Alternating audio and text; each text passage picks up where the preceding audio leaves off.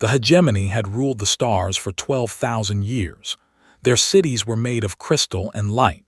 Their towers touched the clouds on 100 different worlds. They believed they were the greatest species in the galaxy. They believed no one could ever match their wisdom, their beauty, or their power. And for a very long time, no one told them they were wrong. Humans came to space 300 years ago. They came on slow ships looking for new homes among the stars. They looked at these small, soft creatures and felt nothing but disgust. Humans were weak. They lived short lives. They had no special abilities. They could not see in the dark like they could not breathe underwater or survive in extreme cold. They were, in the eyes of the hegemony, barely worth noticing. But humans were useful. They worked hard. They complained little. They were happy to take jobs that considered beneath them. Someone had to clean the air processors. Someone had to fix the water systems. Someone had to maintain the massive machines that kept planets alive. They did not want these jobs. They were thinkers and artists and leaders. They did not dirty their hands with labor. So the humans did it for them. Over 3 centuries, human colonies grew on the edges of space. 12 billion humans lived and worked across dozens of worlds. They ran the factories. They maintained the ships. They operated the terraforming engines that turned dead rocks into living planets. They asked for very little in return. Just respect, just recognition, just the chance to be seen as equals. They laughed at this idea. High Ascendant was the leader of the council.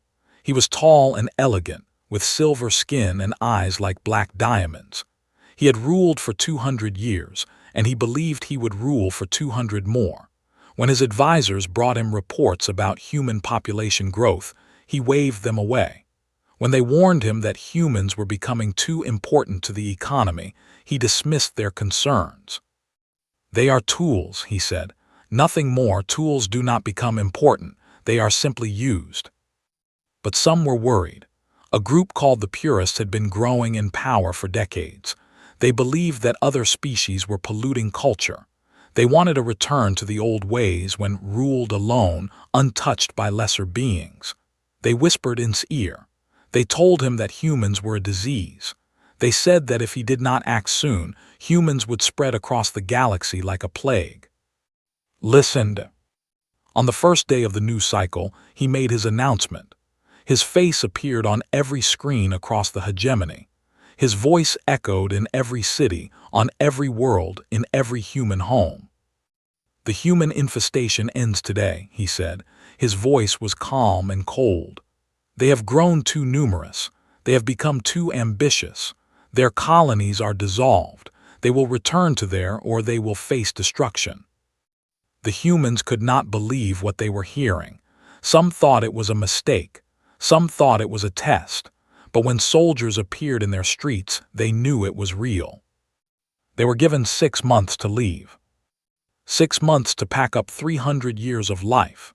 6 months to abandon the homes they had built, the cities they had created, the worlds they had made green and alive. 6 months to say goodbye to everything they knew.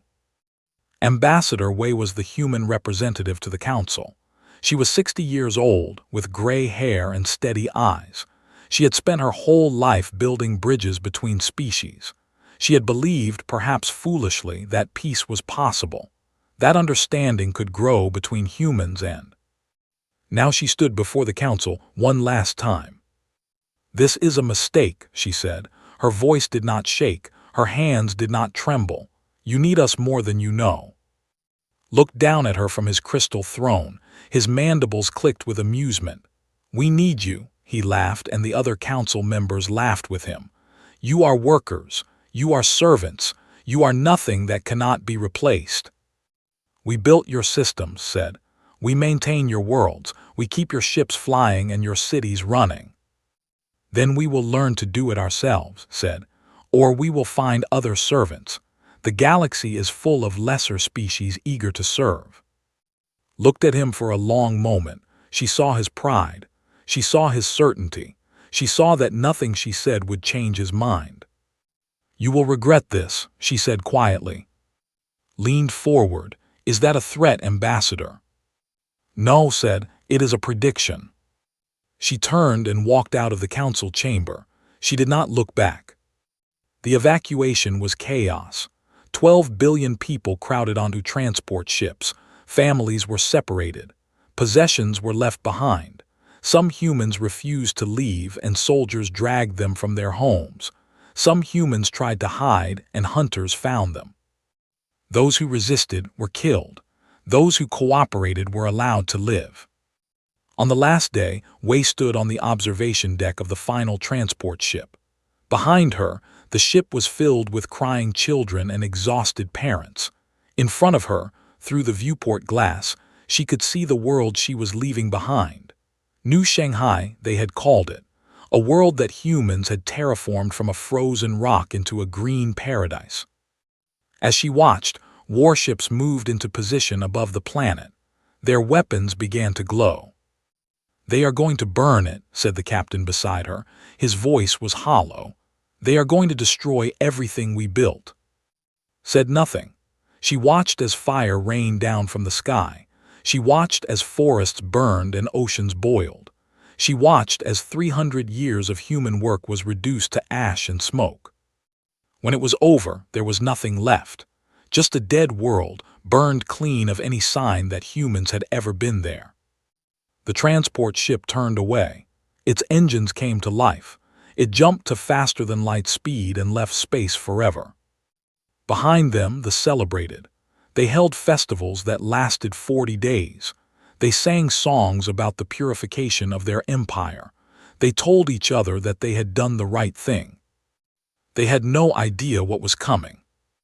They had driven the humans away. They had burned their cities and destroyed their homes. They had laughed at the idea that they needed humans for anything. They were about to discover how wrong they were. The problem started small, so small that no one noticed them at first.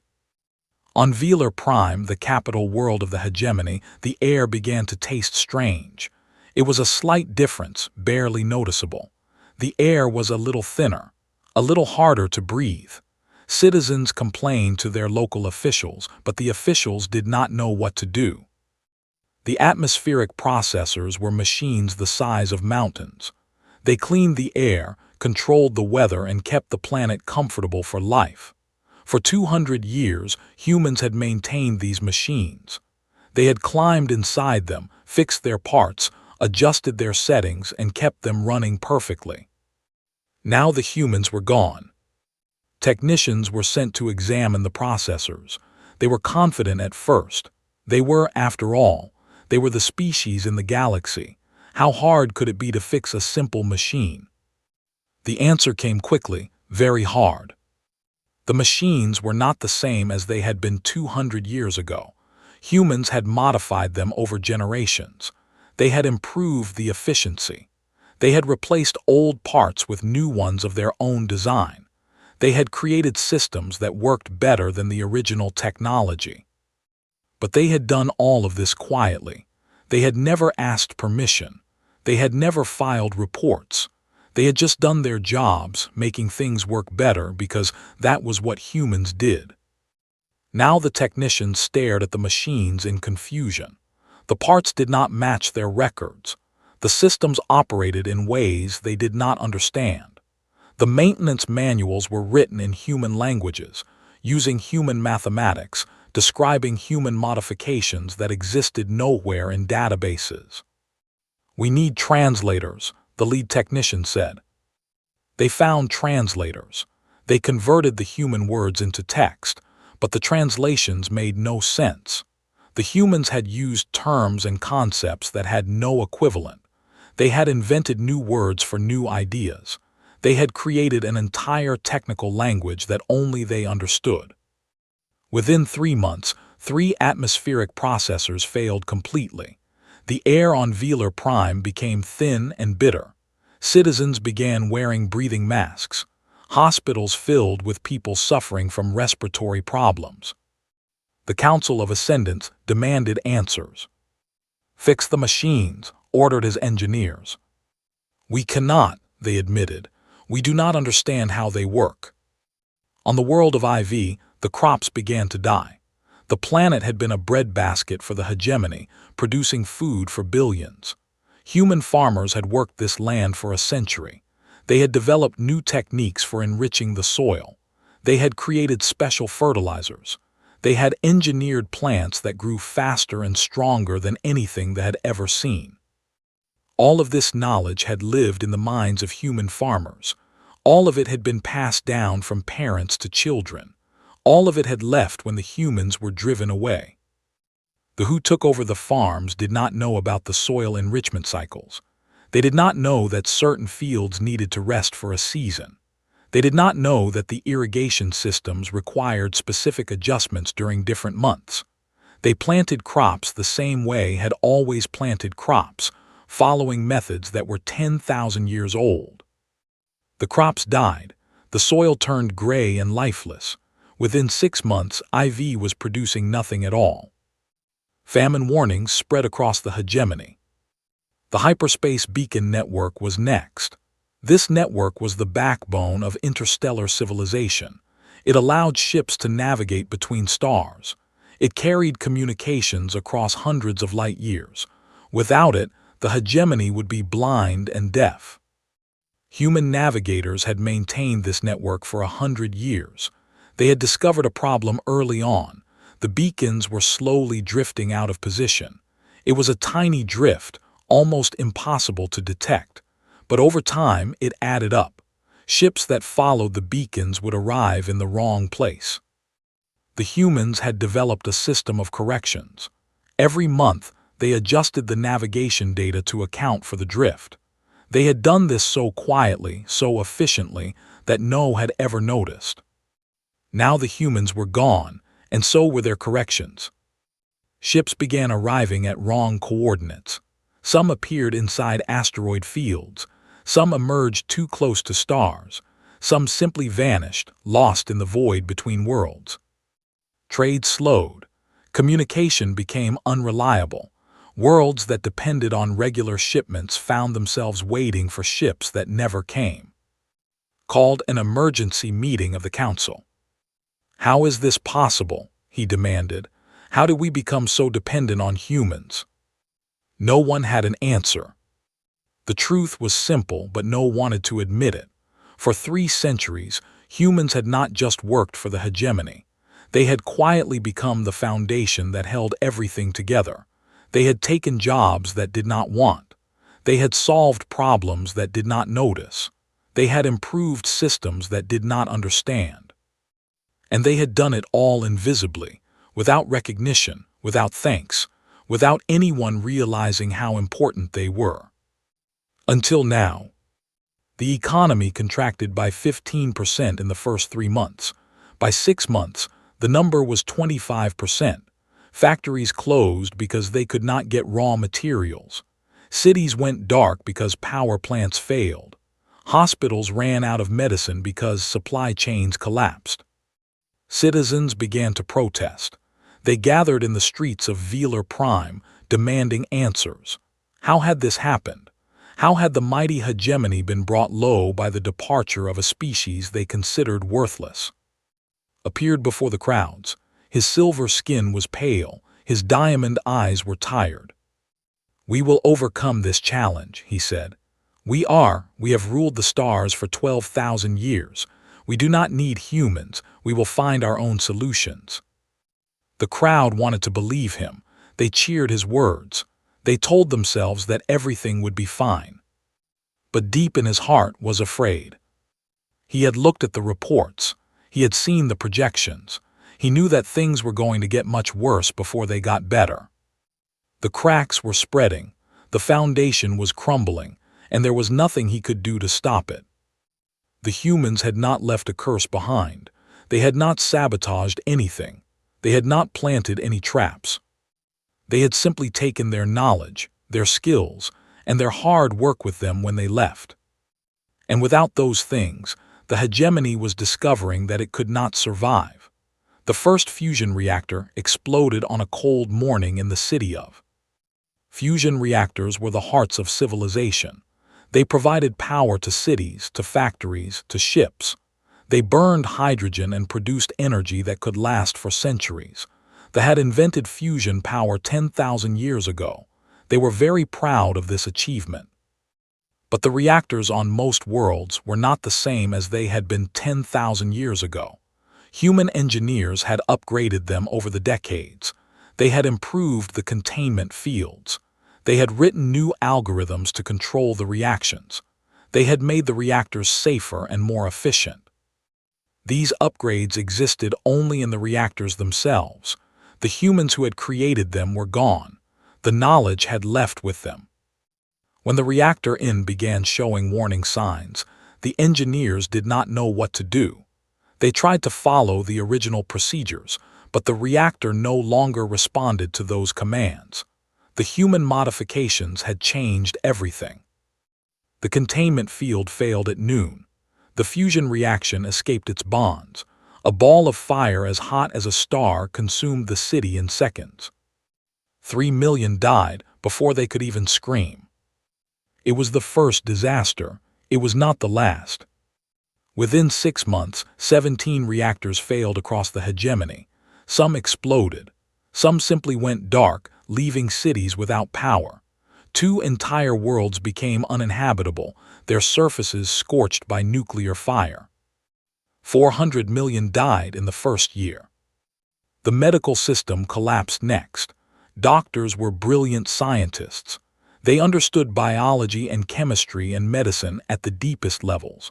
But the practical systems that delivered healthcare had been run by humans for generations. Humans had managed the supply chains that brought medicine from factories to hospitals. Humans had maintained the diagnostic machines that told doctors what was wrong with their patients. Humans had operated the pharmaceutical plants that produced drugs and treatments. Now the supply chains were broken. The diagnostic machines showed errors that no one could fix. The pharmaceutical plants sat empty and silent. Diseases that should have been easily treated became death sentences. A simple infection could kill because there were no antibiotics. A broken bone could cripple because there were no proper surgical tools. Plagues swept across crowded cities because there were no vaccines. The death toll climbed higher every day. The military, pride of the hegemony, discovered its own terrible truth. Admirals had designed the greatest warships in the galaxy. Their vessels were massive and powerful, bristling with weapons that could destroy planets. For 12,000 years, no enemy had dared challenge them. But these ships had been maintained by human engineering crews for the past century. Humans had kept the engines running. Humans had repaired the weapons systems. Humans had fixed the countless small problems that appeared on any complex machine. Without humans, the ships began to fail. The great dreadnought Eternal Victory lost power during a routine patrol. Its engines went dark. Its weapons went offline. Its crew of 10,000 drifted helplessly in space, waiting for rescue that came too late. The carrier Sovereign Light developed a hull breach that its crew could not repair. Air leaked into space. By the time another ship arrived, everyone aboard was dead. One by one, the proud warships of the hegemony went silent. Some were destroyed by their own malfunctions. Some were captured by raiders who smelled weakness. Some simply drifted away into the darkness, crewed by corpses. Within a year, the military was a shadow of its former self. Riots erupted on Velar Prime. Citizens who had cheered the Purity Decree now screamed for blood. They stormed government buildings. They attacked council members in the streets. They demanded to know how this had happened. "You told us we did not need humans," they shouted. "You told us they were worthless. You lied to us." Tried to restore order. He sent soldiers to control the crowds. But the soldiers were hungry and tired and afraid, just like everyone else. Many of them threw down their weapons and joined the rioters instead. Civil war began. Different factions blamed each other for the disaster. The purists, who had demanded the expulsion of humans, were hunted through the streets. Some were killed by angry mobs. Others fled to distant colonies, hoping to escape justice. Regional governors declared independence from the central government. They fought each other for control of the remaining resources. Battles raged across a dozen worlds. In the middle of all this chaos, made a decision that would have been unthinkable a year ago. He sent a message to Earth. He sat alone in his throne room, surrounded by the shattered remains of his empire, and he recorded a transmission. His voice was quiet and broken. "To the humans of Earth," he said, "we require assistance. Our worlds are dying, our people are starving, we cannot survive alone." He paused and his pride crumbled. "Please help us. Terms are negotiable." The message traveled across the stars. It reached Earth within hours. The humans received it. They listened to the words of the leader who had called them an infestation. They heard his desperate plea for help. And they sent back a response. It was a single word. No. Nothing else. No explanation, no demands, no negotiation. Just no. Stared at the response for a long time. He had expected anger. He had expected conditions. He had expected anything except this cold, simple rejection. He did not know that on Earth they had watched everything. They had seen the explosions and the plagues and the wars. They had counted the dead. They had recorded every moment of the collapse. And they had decided that they would face the consequences of their choices alone. A week later walked out onto the steps of the Grand Spire, the tallest building on Velar Prime. Below him, a crowd of starving, angry citizens waited. He never saw the blade that killed him. One of his own guards drove it through his heart. As he fell, his last thought was of Ambassador Wei. He remembered her standing before him, small and quiet and unafraid. "You will regret this," she had said. She had been right. Earth was quiet in those years. The humans rebuilt their world and waited. When the refugees had first arrived from space, they had brought nothing but the clothes on their backs and the memories of everything they had lost. 12 billion people crowded onto a planet that had not held so many in centuries. Resources were stretched thin. Housing was scarce. Food was rationed. But humans were good at surviving hard times. Within a year, new cities were rising. Within 2 years, the population had spread to orbital stations and lunar colonies. Within 5 years, humanity was stronger than it had ever been under rule. They built new ships, better ships, ships designed by human engineers for human crews without any dependence on alien technology. They developed new weapons, new defenses, new systems that were theirs alone. And they watched the hegemony burn. Ambassador Wei was no longer an ambassador. There was no one left to negotiate with. Instead, she had become president of the Human Confederacy, elected by a population that remembered her final words to the council. She sat in her office in New Geneva, reading intelligence reports from across the galaxy. Her hair was completely white now. Her face was lined with age, but her eyes were still steady, still calm, still seeing everything. "The outer colonies have fallen," her intelligence chief reported. "Raiders have taken 17 worlds in the past month. The survivors are being enslaved or killed." Nodded slowly. She had expected this. They had made many enemies during their 12,000 years of rule. Other species had suffered under their arrogance. Now those species saw their chance for revenge. Raiders and pirates and opportunistic empires circled the dying hegemony like predators around wounded prey. "The core worlds are in civil war," the intelligence chief continued. "At least 8 factions are fighting for control. None of them are winning. They are all just killing each other." "Casualties?" asked. "Billions. The exact number is unknown. Their communication systems have almost completely failed." Looked out the window at the night sky.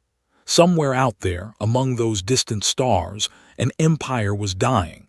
An empire that had tried to destroy her people.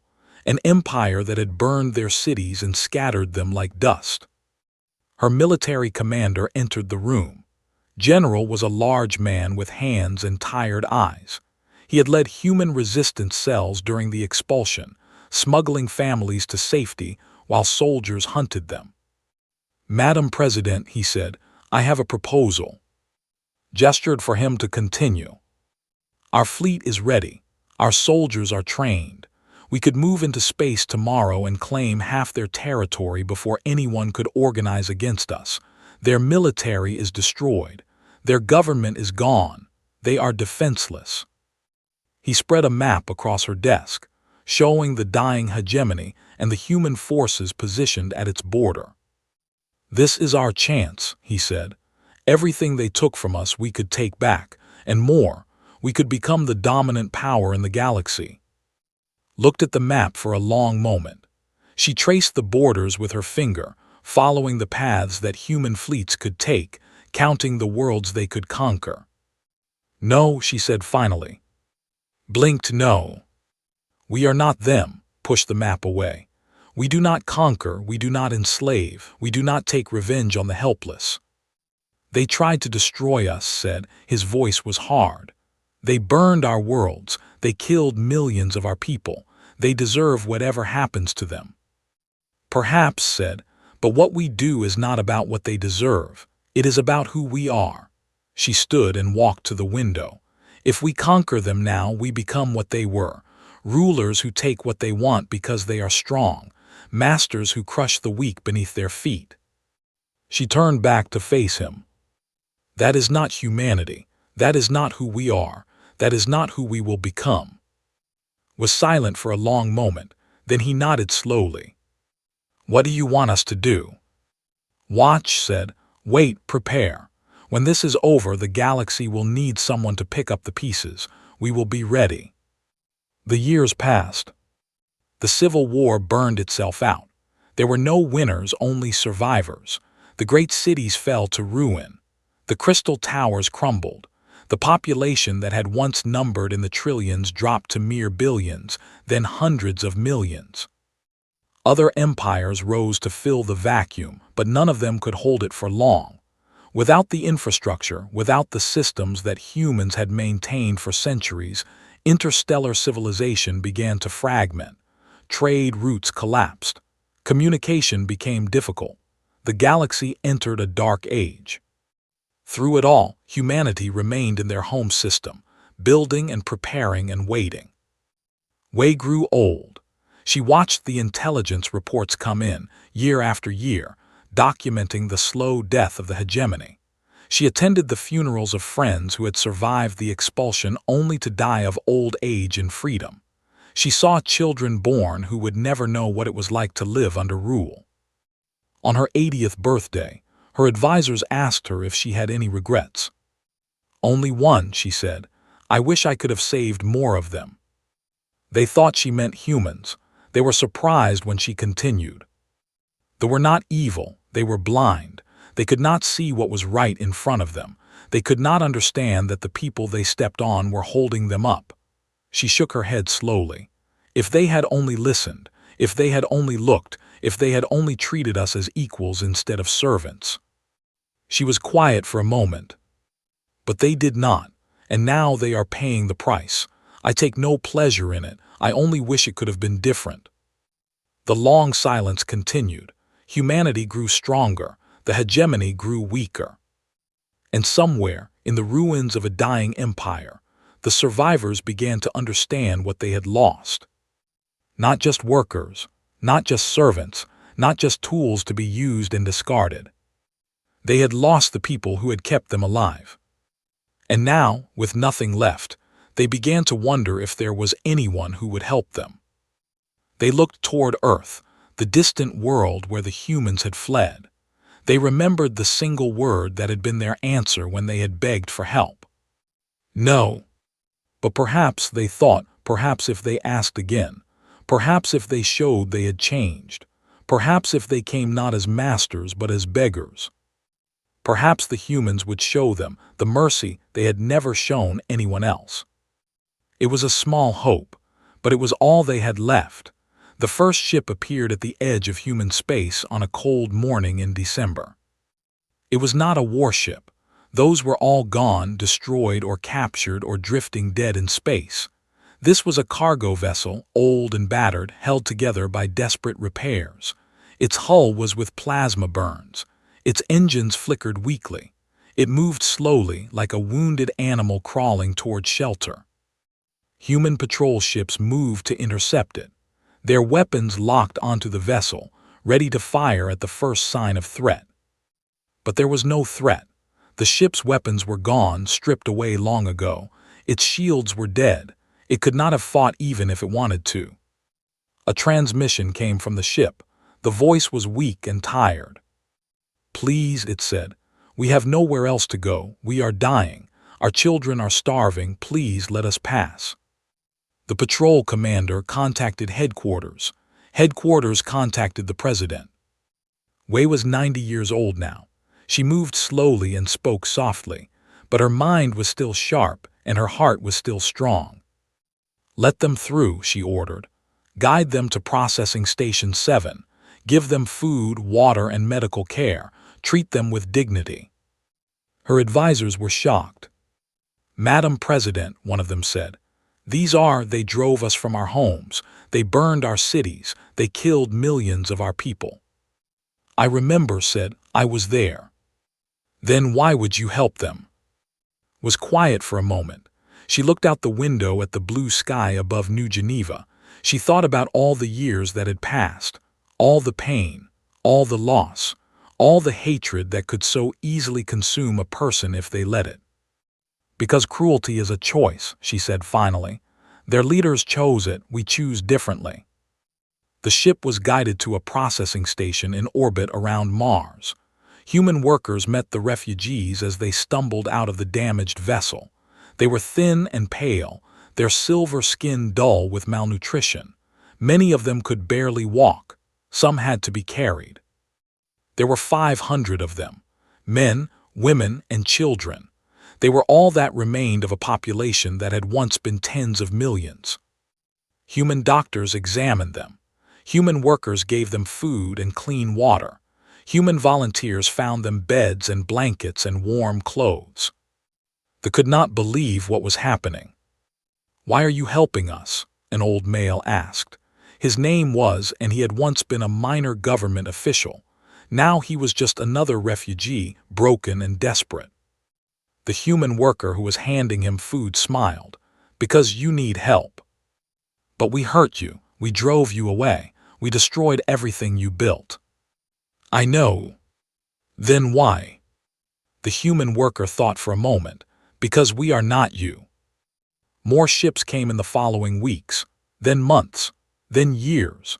Thousands of then tens of thousands, then hundreds of thousands. They arrived in broken vessels, in stolen ships, in anything that could carry them across the void. They came with nothing but their lives and their shame. And humanity welcomed them all. President addressed the first large group of refugees personally. She stood before them in a simple room, her white hair pulled back, her lined face calm. Behind her stood human guards, but their weapons were holstered. They looked at her with fear and confusion. This was the woman their leaders had dismissed as worthless. This was the representative of a species they had called an infestation, and now she held their lives in her hands. "You are wondering why we help you," said. Her voice was soft but clear. "After everything your people did to us." They were silent. Some of them could not meet her eyes. "I will tell you," continued. "We help you because cruelty is a choice. Your leaders chose it. We choose differently." She paused. "You will not be slaves here. You will not be second-class citizens, but you will work alongside us as equals, no more, no less." A young female raised her hand. She was barely more than a child, born after the collapse, knowing nothing of the old empire except stories. "What must we do to earn this kindness?" she asked. Smiled. It was a sad smile, but a real one. "Nothing, that is the point. Kindness is not earned, it is given." The young did not understand, but she would learn. Over the following decades, the refugees settled into human society. They learned human languages. They learned human customs. They worked in human factories and lived in human cities. Some of them became doctors and teachers and engineers. Some of them married humans and had children who were neither fully human nor fully, but something new. It was not always easy. There was anger on both sides. There were humans who could not forgive what they had done. There were who could not accept their fall from power. There were conflicts and arguments and tears. But slowly, over generations, the wounds began to heal. The human confederacy grew into a new power in the galaxy, not through conquest, but through competence. Humans rebuilt the hyperspace beacon network. Humans repaired the broken trade routes. Humans brought order to the chaos that had consumed the galaxy. Other species watched in amazement. The humans had been slaves and servants, despised and discarded. Now they were leaders, but they did not rule the way they had ruled. They did not demand obedience or submission. They offered partnership and cooperation instead. How do they do it? Other species asked. How do they build without conquering? How do they lead without forcing? The answer was simple, but difficult to understand. Humans had learned something during their centuries of service. They had learned that real strength was not in weapons or armies or threats. Real strength was in the ability to build, to create, to help, to heal. Real strength was in the choice to be kind when cruelty would be easier. They had never understood this. They had believed that power meant standing above others, looking down, commanding obedience. They had never realized that the people beneath them were the ones holding them up. 100 years after the collapse, a historian named wrote a book about the fall of the hegemony. She was the great-granddaughter of himself, though she had never known him. She had grown up on Earth, surrounded by humans, learning their history alongside her own. "We thought we were the greatest civilization in the galaxy," she wrote. "We believed we were superior to all other species. We looked at humans and saw nothing worth respecting. We were blind. Humans did not defeat us with weapons. They did not destroy us with revenge. They simply left, and we discovered that we could not survive without them. And when we came to them as beggars, broken and starving, they gave us something we had never given anyone: mercy. That is the true measure of strength, not how high you build your towers, not how many worlds you rule, not how many enemies you destroy. The true measure of strength is how you treat those who cannot fight back. The humans taught us this lesson. We will never forget it." The book became famous across the galaxy. It was translated into 100 languages and read by billions of beings of countless species. And everywhere it was read, people remembered the hegemony. They remembered a civilization that had ruled for 12,000 years and collapsed in less than 10. They remembered an empire that had driven away the people who kept it alive. And they remembered the humans who had shown mercy to their enemies. The lesson spread far and wide. Pride goeth before the fall, but kindness endures forever. They had never imagined their civilization would collapse overnight. But then they had never really imagined humans at all. That was their greatest mistake.